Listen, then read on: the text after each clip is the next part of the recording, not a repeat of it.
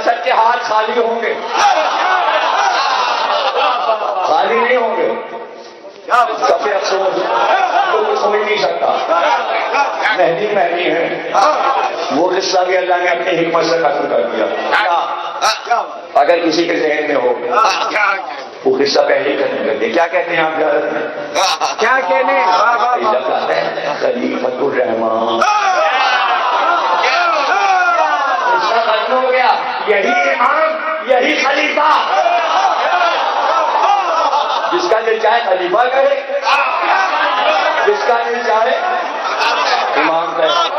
امام والے ان کو امام کہیں گے، خلیفہ والے خلیفہ کہیں گے.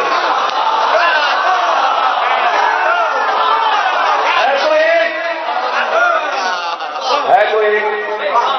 اب کوئی ترسا ہوا کہہ کے نبی کو آنا چاہیے تھا. جب مولانا سرکار کی توہین کرے اللہ ختم کر دی نبوت، وہ ختم کر دی. عیسیٰ کو رکھا اس لیے کہ بنی اسرائیل کے تمام انبیاء سے ختمی مرتبہ کا افضل ہے. یہی بتانے کے لیے تو عیسیٰ کو رکھا. وہ حکمتیں ہو چکی. اب تیسری حکمت، ایسا نہ ہو کہ انبیاء آدم سے لے کر عیسیٰ تک یہ سوچیں کہ ہم نے کوئی افضل، اس لیے عیسیٰ کو رکھا. اب عیسیٰ آگے بڑھے. امام مہدی نے کہا نماز پڑھائیے. وہ کہتے ہی 2 قدم پیچھے ہٹ گئے. مہدی نے کہا پڑھائیے. وہ 2 قدم پیچھے ہٹ گئے. آپ کے ہوتے میں نماز پڑھاؤں تو عیسیٰ پیچھے کیوں ہٹے اور مہدی آگے کیوں بڑھے؟ اس میں ہے حکمت. عیسیٰ ایسا کر نہیں سکتے اس لیے کہ اس یافتہ ہے، پیچھے ہٹنا ہے. کیوں مہدی نماز عیسیٰ کو کیوں پڑھا ہے؟ عیسیٰ کو نماز نہیں پڑھا رہے. 1,24,000 انبیاء کو مہدی نماز کیوں؟ تاکہ اللہ یہ کہے کہ میرا نبی تمام انبیاء سے اس طرح محمد افضل ہے. اس طرح جب محمد کے 12ویں بیٹے کے پیچھے ساری نبوت نماز پڑھ رہی تو محمد کیا ہوگا؟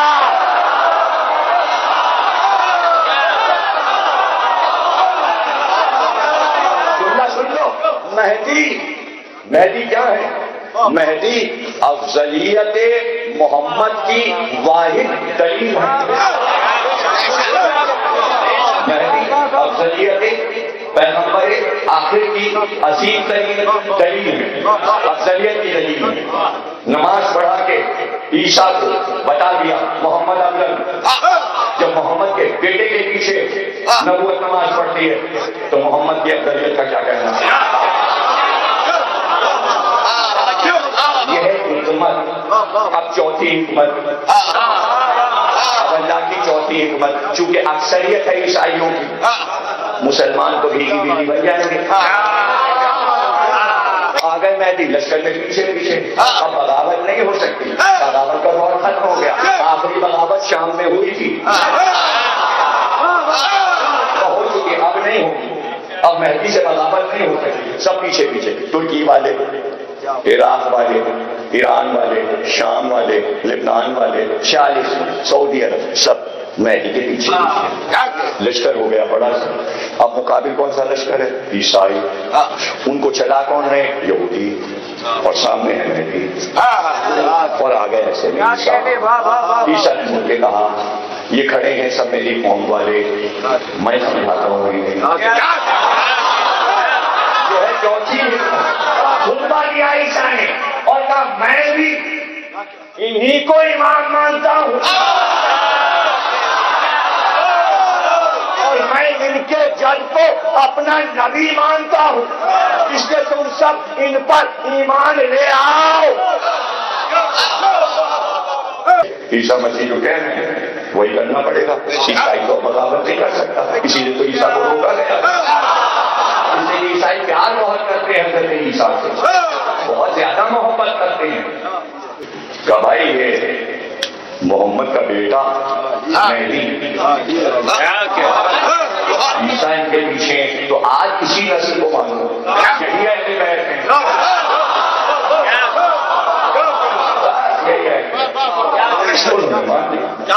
وہ مان لیں گے، یہ لکھا ہے کتاب میں، جب حضرت عیسیٰ انہیں سمجھائیں گے تو وہ امام مہدی سے جنگ نہیں کریں گے۔ اب یہ امام مہدی سے جنگ کون کرے گا؟ اب زبان کھولوں کہ نہ کھولوں؟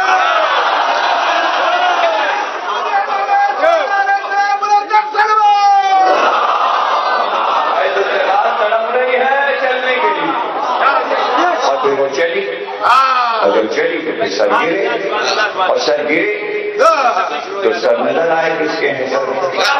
بس میں کچھ نہیں بتاؤں، میں تو نہیں بتاؤں، بس اتنا بتا دوں وہ سر جو گریں گے نہ وہ یہودیوں کے ہیں نہ عیسائیوں کے ہیں،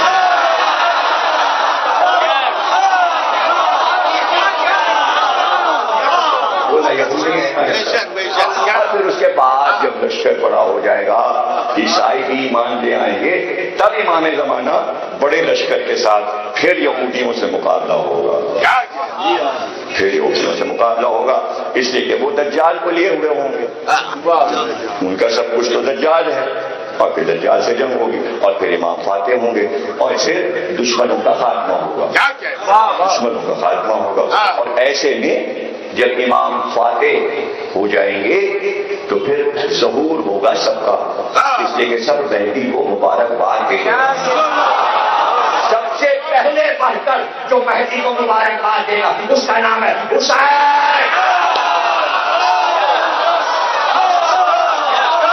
پتا ہی نہیں سیاست کو کہ جگہ کون سی ہوگی، اسے تو بعد میں پتہ چلا کربلا، تو بہادر وہ ہوتا ہے جو اپنے قلب کی جگہ خود مقرر کرے۔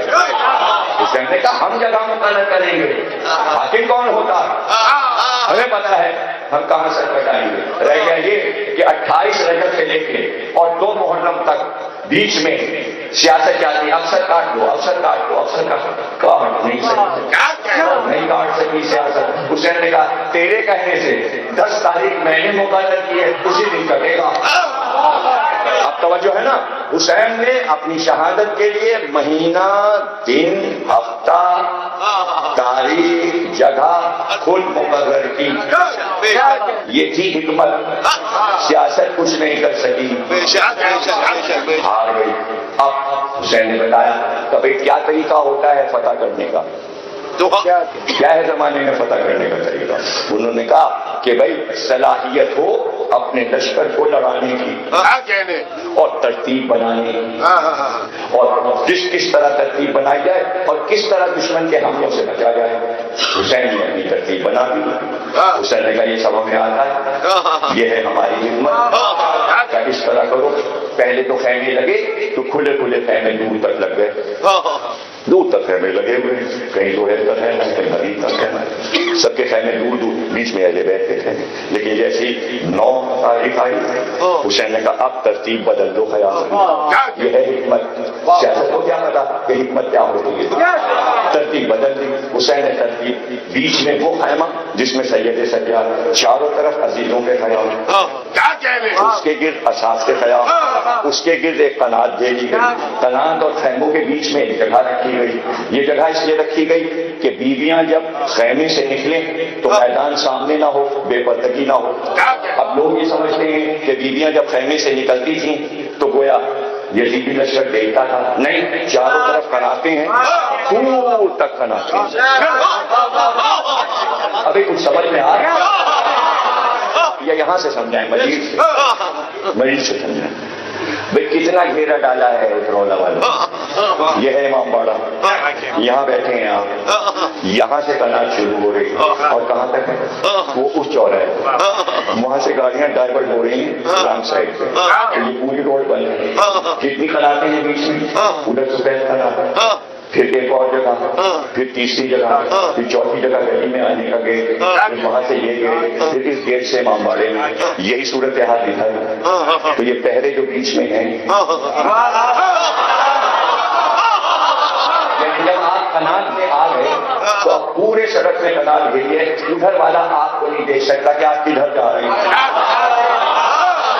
یہ حسین سکھا گئے، جبھی تو عزادار اس طرح کا انتظام کرتے ہیں۔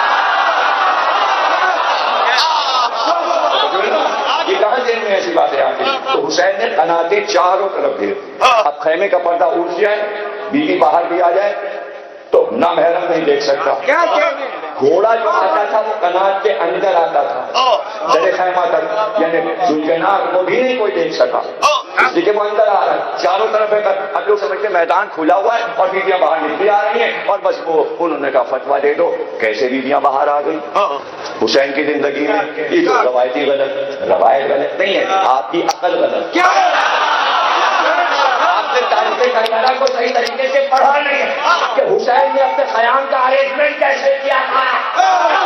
یہ حسین کی حکمت تھی. اور اس کے بعد کہا اب کیا کرو، جو ڈوریاں خیام کی ہوتی ہیں، خیام کی جو ڈوریاں ہوتی ہیں وہ باہر تک جاتی ہیں، وہ باہر تک جاتی ہیں. حسین نے قنات کے باہر سے ڈوریاں لی، قنات کے اندر نہیں رکھی. یعنی جہاں تک قنات گری ہے تو خیام کو جو ڈوریاں کھینچے ہوئے ہیں وہ ڈوریاں قنات کے باہر آئی، اور وہ چاروں طرف یعنی کئی سو ڈوریاں باہر ہیں. اور وہ ڈوریاں جس کھوٹے پہ بنی ہیں مضبوط لوہے کی سلاخیں زمین میں گڑی ہیں تاکہ ڈوریاں ہلے نہ، خیام گر نہ سکے. بہت گہرائی میں وہ میخیں جا رہی ہیں جس میں وہ رسیاں بندھی ہیں. یہ ڈوریاں قنات کے باہر کیوں آ گئی اور چاروں طرف کیوں آ گئی؟ اس لیے کہ اگر شب عاشور شبر شخون مارے، یعنی ایک دم سے لشکر حملہ کرتے تو ہے تو اندھیرا، اندھیرے میں انہیں پتہ نہیں چلنا، سارے گھوڑے ڈوریوں میں الجھ کے گریں گے، جب خیمے ہلیں گے تو سب باہر آ جائیں گے.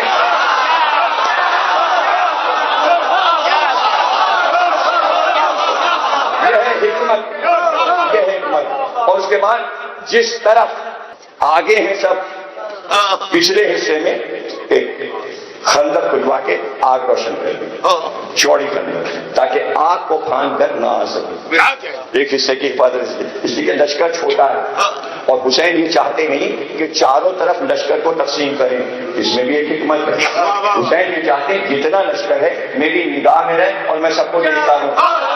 یہ ہے حسین کا پیار، کوئی نظر سے چھوڑ نہ جائے. اس کے ادھر آگ سلگائی، ادھر حفاظت ایسے، پھر ڈوریوں سے حفاظت، اور پورا لشکر میرے سامنے رہے. یہ مجھے دیکھے میں انہیں دیکھوں، اس لیے ان کے لیے میرے کو دیکھنا عبادت، مجھے ان کو دیکھنا پیار. اس لیے ان کی عبادت کو حسین کرے گا دیکھنا. یہ ہے حکمت. اور پھر اس کے بعد جب صبح ہوئی تو ترتیب کی، ترتیب بنائی. یہ میمنہ ہے، یہ میسرہ ہے، یہ قلب لشکر ہے. اور ایک قلب لشکر پہ علی اکبر کو رکھا، ایک طرف حبیب کو رکھا، ایک طرف زہیر کو رکھا. اب پتا ہے کہ یہ لڑائیاں لڑے ہوئے لوگ ہیں زہیر اور حبیب. انہوں نے رسول اللہ کا دور بھی دیکھا ہے بچپن میں، اور حضرت علی کے ساتھ بھی جنگیں لڑ چکے ہیں. تو یہ بہت ہی شجاع بہادر میدان جنگ کو دیکھے ہوئے، اور علم دیا عباس کو، اس سے کہ یہ پتا ہے کہ علم پر جان دینے والا ہونا چاہیے. یعنی علم بنی ہاشم سے باہر نہ جائے. یا حمزہ کو ملا، یا جعفر طیار کو ملا، یا علی کو ملا، تو حمزہ جعفر اور علی جیسا ہو علمدار. اس لیے علی نے پہلے سے یہ حکمت رکھی تھی کہ ایک ایسا بچہ پیدا ہو جو کربلا میں علمدار بنے، جسے دیکھ کر حمزہ بھی یاد آئے، جعفر بھی یاد آئے اور علی بھی یاد آئے.